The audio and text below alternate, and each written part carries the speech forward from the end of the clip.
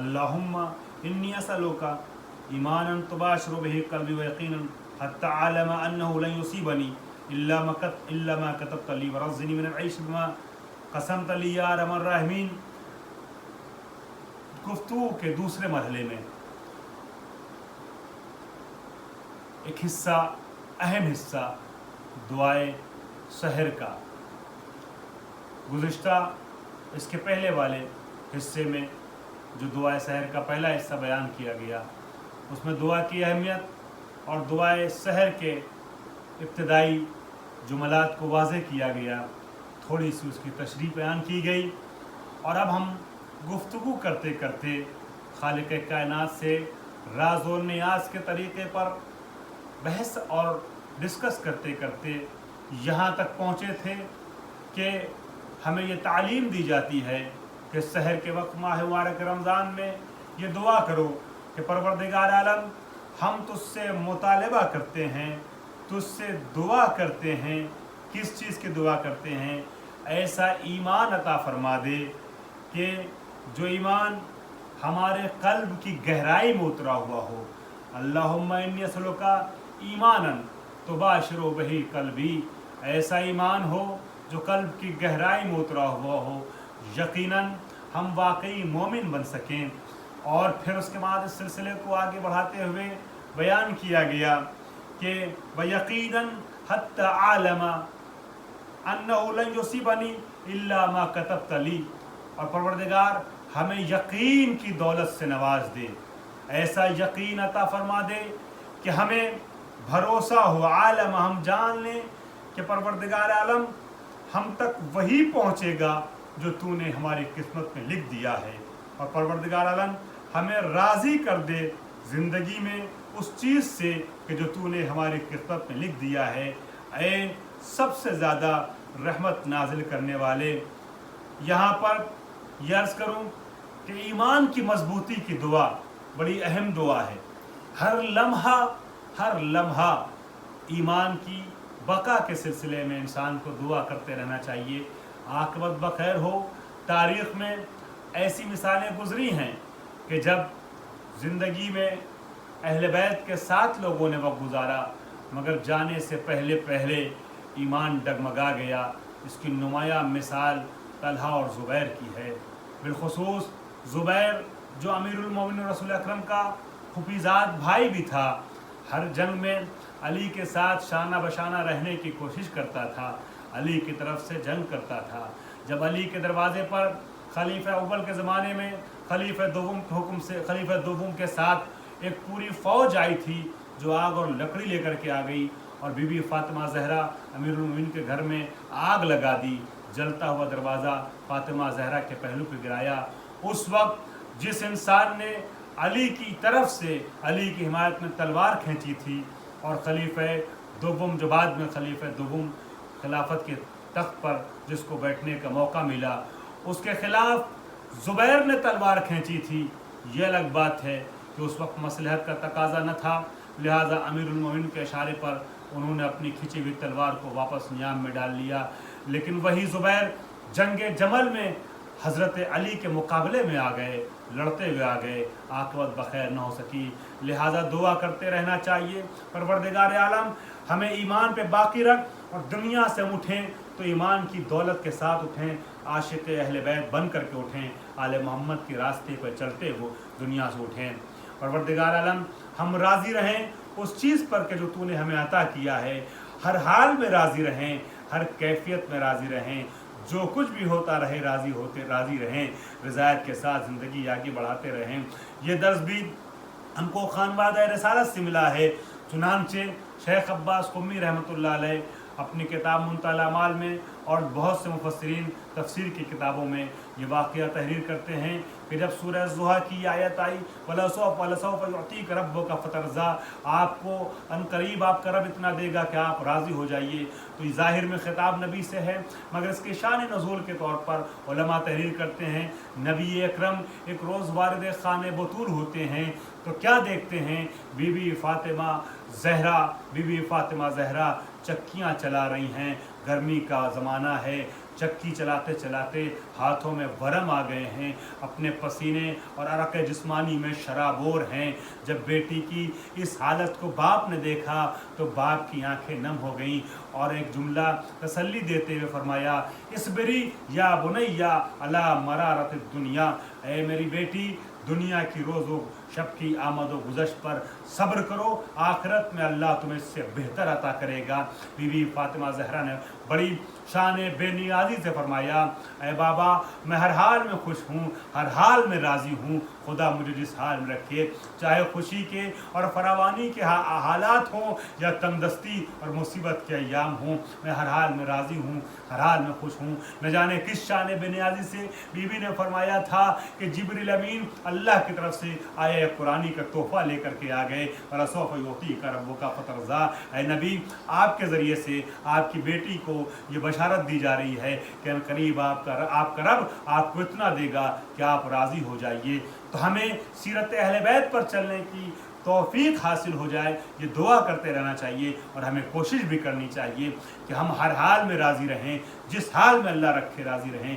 यही सीरत मासूमीन है, यही दर्स फातिमा ज़हरा सलामुल्लाह अलैहा है। तो उससे ये दुआ है, ऐ रहमतों के नाजिल करने वाले, या उद्दती फ़ी कुर्बती, मुसीबत और परेशानी में हमारी पनाह और हमारे लिए मदद करने वाले, ऐ रब, ऐ परवरदिगार, व या साहिबी फ़ी शिद्दती, जब शिद्दत और मुश्किल का वक्त हो तो हमारे मुनीस मददगार, ऐ हमारे रब, ऐ हमारे माबूद, व या वली फ़ी नेमती, और नेमतों के मरहले में हमारे वली और सरपरस्त बन जाने वाले परवरदिगार, यानी वो खुदा कि जो हमारे ऊपर सारी नेमतों का नाजिल करने वाला है, हर तरीके की नेमत। हम जो नेमतों के हिसार में हैं, हमारी सांस आती है तो नेमत, सांस जाती है तो नेमत, हम जिंदगी के एक एक लम्हे नेमतों से के दरमियान और नेमतों के हिसार में हैं।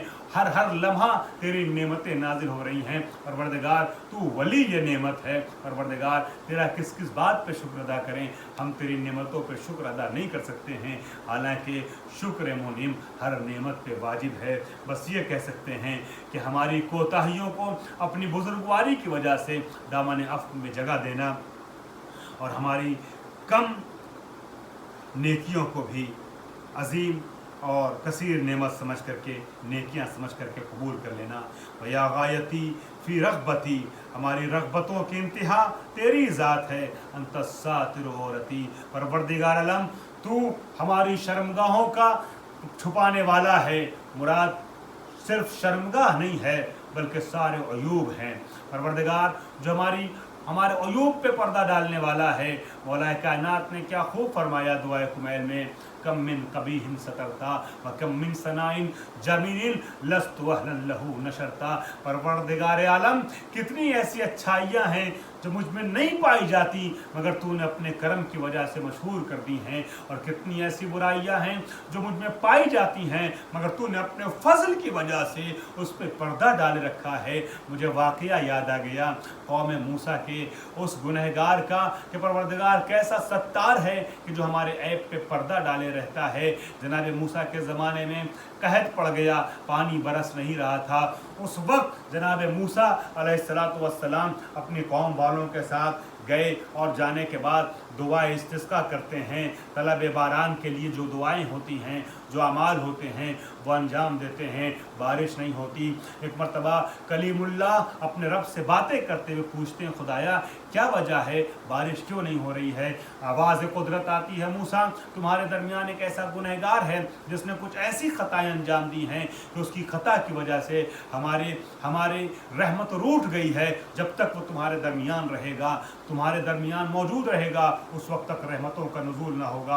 आप हैरत न कीजिएगा कि गुनहगार के गुनाहों की वजह से रहमत रब्बानी कैसे रूठ सकती है। इसलिए कि बहुत से गुनाह ऐसे हैं जो बाब इजाबत से हमारी दुआओं को टकराने नहीं देते हैं। चुनांचे दुआए कुमैल में मौलाए कायनात फरमाते हैं, अल्लाहुम्मा अग़फ़िर लिया ज़ुनूब अल्लती तहबिसुद दुआ, खुदाया हमारे उन गुनाहों को माफ़ कर दे जो हमारी दुआओं को अपने हिसार में ले लेती हैं, कैदी बना लेती हैं। यानी कुछ गुनाह ایسے ہیں جو ہماری دعا کو باب اجابت سے ٹکرانے نہیں دیتے ہیں۔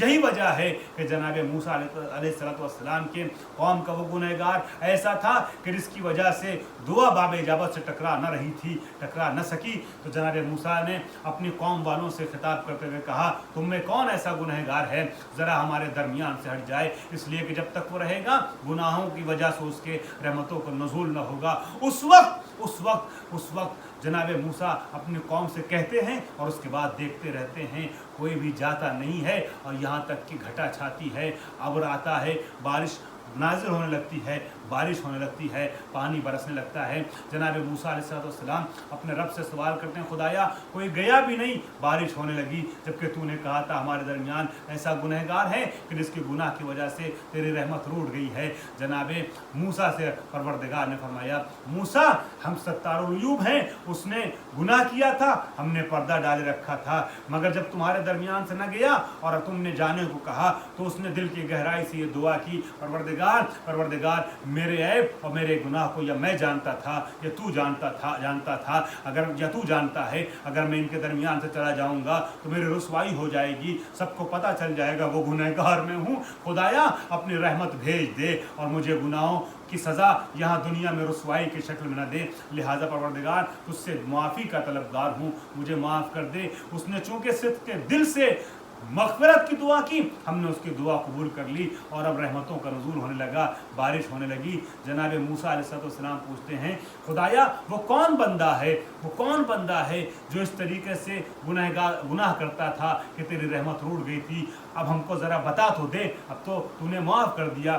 خدا نے آواز دی موسیٰ جب وہ گنہگار تھا تب نہ بتایا وہ کون ہے، تو اب تو میرا اپنا بندہ ہو گیا ہے، میں کس طریقے سے اس کے بارے میں بتا سکتا ہوں۔ ایسا ستار العیوب ہے والساتر عورتی والآمن روتی، اور اے پروردگار عالم کہ جو ہمیں نجات دیتا ہے، ہمارے لیے امن اور سلامتی کا باعث ہے۔ پروردگار ہم مصیبتوں میں پڑتے ہیں تو ہمیں نجات دیتا ہے، امن اور سلامتی اپنی طرف سے بھیج دیتا ہے۔ والمقیل عثرتی ہماری لغزشوں کو معاف کر دیتا ہے۔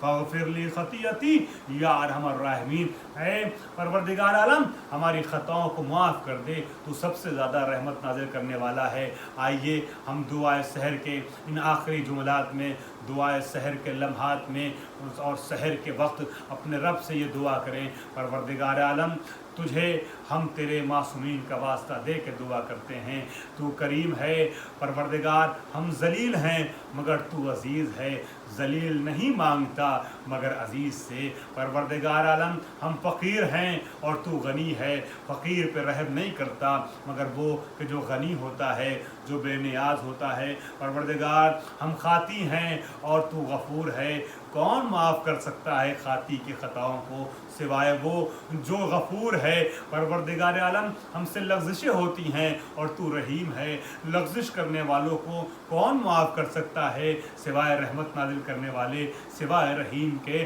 پروردگار ہم صغیر اور چھوٹے ہیں، تو کبیر المتعال ہے، چھوٹوں کو کون معاف کر سکتا ہے سوائے بڑوں کے۔ پروردگار عالم ہم محدود ہیں، تو لا محدود ہے، محدود کو کون عطا کر سکتا ہے سوائے لا محدود کے۔ پروردگار عالم ہم ایک محتاج اور فقیر و ذلیل و حقیر و مسکین ہیں، لیکن تو عزیز ہے۔